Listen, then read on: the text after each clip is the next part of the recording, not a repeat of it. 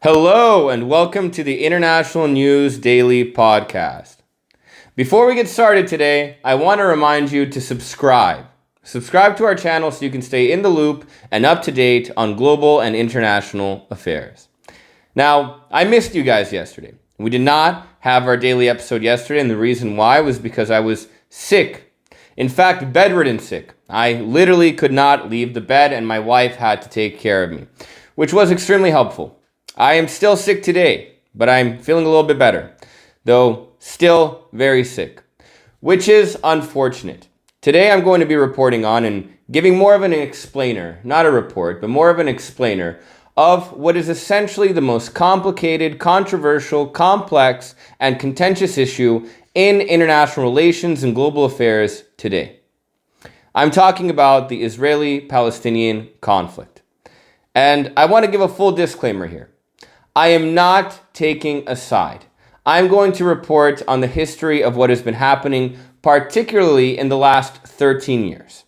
We'll go back a little bit even further just to give people some backdrop and understanding. However, my goal is not to support one side or the other.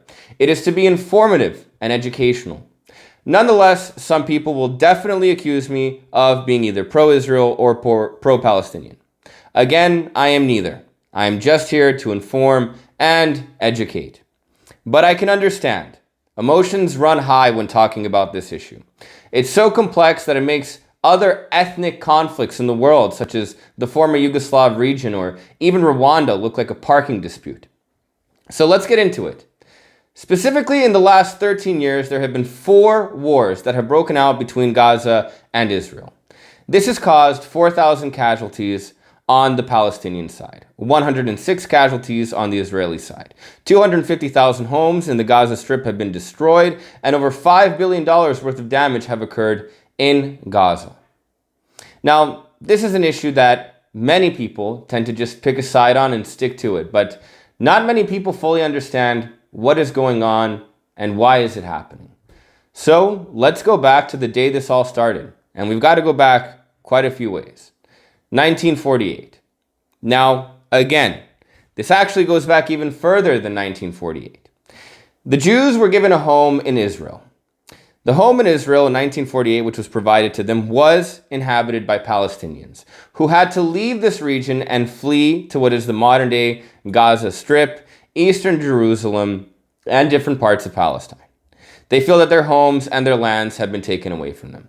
In the defense of the Israelis, you also have to understand the historical context of not just the Holocaust, but countless other persecutions of the Jewish people that have been occurring for hundreds of years. It should go without a statement that the Jews have been one of the most persecuted and heavily attacked people in world history. So keep that in mind while I'm doing this reporting. After 1948, tensions between Israelis and the Arab world would begin to increase and boil over, leading to the Israeli-Arab War in 1967. The war was quickly won. And after this war, Israel would gain control of eastern Jerusalem and the Gaza Strip. Essentially following this, to create a strong-arm government and show the Arab world that the Israelis cannot be messed with. Keep in mind that their saying is never again, a reference to the Holocaust. They cordon off many of the Palestinians, and Palestinians have been living under what is a de facto apartheid since then. They essentially control the movements of Palestinians and sometimes imply restrictions upon them. And this has led tensions to boil over. However, these tensions would not become so severe until around 2008. So what happened? Basically, Hamas. Hamas is a group that has been fighting for Palestinian rights, though in an extremist sense. Hamas in 2005 and 2006 would utilize multiple suicide bombings to kill hundreds of Israeli soldiers. In 2007, Israel would react, destroying much of northern Gaza. This destruction of homes and infrastructure and the death of many civilians would lead Palestinians to vote Hamas into power in Gaza, replacing the ruling Fatah party. Hamas would then begin to have even more conflict with Israel. Israel would eventually create an economic blockade on the Gaza region, which would virtually begin to destroy their economy. This would then provoke the first Gaza-Israeli or Israeli-Palestinian conflict, more the modern day one, in 2008. Hamas, following all of these economic sanctions, would begin to shoot rockets, missiles, and mortars at Israel. Israel would respond with excessively heavy and massive military force, killing hundreds and thousands of civilians, damaging buildings and destroying schools, hospitals, etc. This response was, at the very least, over-exaggerated. Nonetheless, it was provoked. Tensions would eventually calm down, but they would not last that long. In 2012, Hamas would begin bombing Israel again. Israel did not respond militarily on Gaza or with a major military response like before. However, instead, they very specifically targeted and killed the military leader of Hamas, Ahmed Jabari. Following this assassination or killing of a military leader that was in charge of the attacks in Israel, Hamas would respond by even more rockets and more attacks on Israel. Israel would then respond just like it did in 2008 with heavy military force, notably using bombs that contained white phosphorus. Now, militarily, the purpose of missiles or shells that are filled with white phosphorus is to create smokescreen, to create confusion, to blind the enemy and make it easier to attack them. Now, white phosphorus also has another unintended effect. It burns at 1,500 degrees Fahrenheit, meaning that it caused a lot of unintended damage to the Gaza Strip and Palestinian areas. These tensions would also calm down after some time. I hope you're beginning to notice a common trend here. Rockets attacking Israel and Israel returning these rockets. Peace would only last for 2 years. In 2014, a group of Israeli teenagers was kidnapped and found brutally murdered and tortured.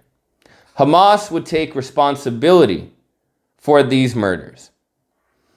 Israel responded not with military aggression or with military attacks. However, by going into the Gaza Strip and arresting many of Hamas's leaders who they believed were responsible for the murder of these innocent, underaged, minor Israeli teenagers. Hamas would respond with, you guessed it, military and rocket attacks against Israel, hitting Tel Aviv, hitting Jerusalem. Israel again responded in what was the most largest military reaction as to date. Again, destroying many buildings, schools, homes, etc. The final war that has occurred this year in 2021, in May. The catalyst for this were protests against Israeli restrictions on Palestinian movements, and more specifically, restrictions on Ramadan gatherings. For those of you that understand the Islamic faith, and I'm guessing many of my viewers do, Ramadan is one of the most, if not the most important holiday for Muslims. It's their Christmas. It's when they gather with their family. It's where they praise God, where they sacrifice to Allah, and where they work as a community. Israel restricted gatherings for Ramadan, which is one of the most important aspects of it. Protesters in East Jerusalem would fight against these restrictions. Soldiers reacted very forcefully. Hamas demanded that these soldiers be removed and stop reacting in the way that they did. However, instead, Israel would begin by attacking, again, militarily and bombing the Gaza Strip. Basically, these are all the conflicts that have occurred in the last 13 years. 4 wars in the last 13 years, which have cost $5 billion worth of damage to Gaza. Keep in mind, $5 billion is twice the amount of the annual economic production of the Gaza Strip. It's a very small region and a very small area that does not have a lot of economic production and is extremely poor. In fact, it has one of the world's largest and highest unemployment rates at 50%. The economy of Gaza is almost unlivable. In fact, 6 years ago, the United Nations stated that Gaza, if Israel did not lift its economic blockade and the wars did not stop, would be uninhabitable by 2020. Yet people still live there. Many people that have lived in the Gaza Strip have immigrated to Jordan. That is a fact, and that is true. They have a better life in Jordan. They have more opportunity in Jordan, though some people feel that that is their home and that is where they want to stay. However, the area is becoming more and more unlivable and conflict is becoming more and more regular. But let's answer some questions. It's really easy to say that maybe Israel is the bad guy here when you look at the casualties. On the Palestinian side, over the last 13 years, 4,000 people have died. More than half have been civilians. On the Israeli side, 106, which is significantly smaller, people have died, the vast majority of which have been soldiers. So, statistically, the Israelis look like bad guys. That being said, most of these attacks have been provoked not by the Palestinian people, but by Hamas. And why does Israel react so aggressively? Why are so many civilians killed? There is a theory, and it's not a pretty one, but I do support it. Israel responds brutally as it can. Keep in mind, Israel is a small country of roughly 8 million people. Despite that fact, it has one of the world's most advanced militaries, some of the most advanced equipment and technology that exists. The bombs and missiles that Israel possesses and the air power that it possesses can be extremely precise. It can hit a dime miles and miles and miles away. So why are so many civilians dying? The general theory goes is that it is an attempt to show the people of Palestine that as long as Hamas is in power, they will not live a peaceful or safe life. Israel is essentially attempting to remove Hamas by showing the Palestinians that these are not the people working in your best interest. However, it has had a counter effect. Every single time Israel reacts in such a way, Hamas gains in popularity, it gains in support, and it becomes more popular amongst the people of Palestine. Why does Hamas commit these attacks? Hamas and the Gaza Strip are a small force attacking Israel, one of the world's most highly trained and most advanced militaries. Why poke a bear? Hamas simply does this to be able to play the victim on an international scale.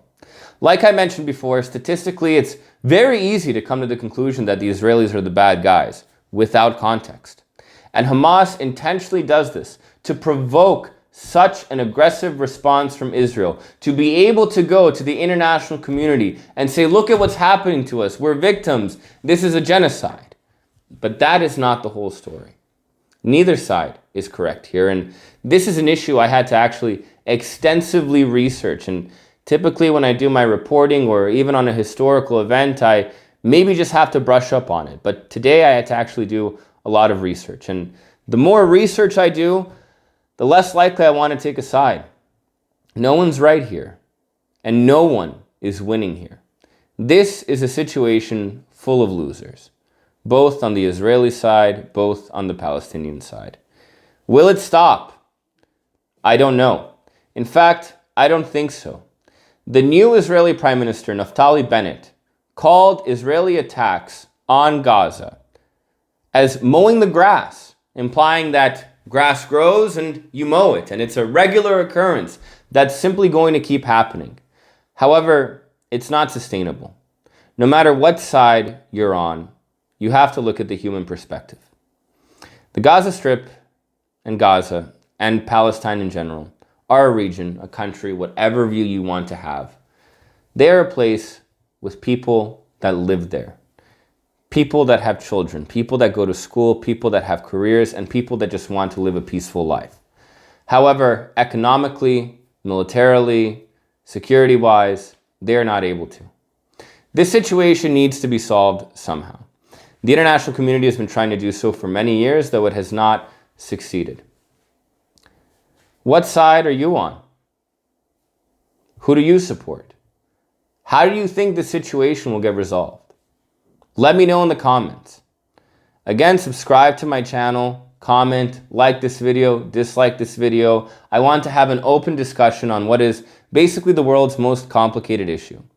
Thanks for tuning in, and I look forward to seeing you next time. Have a good day.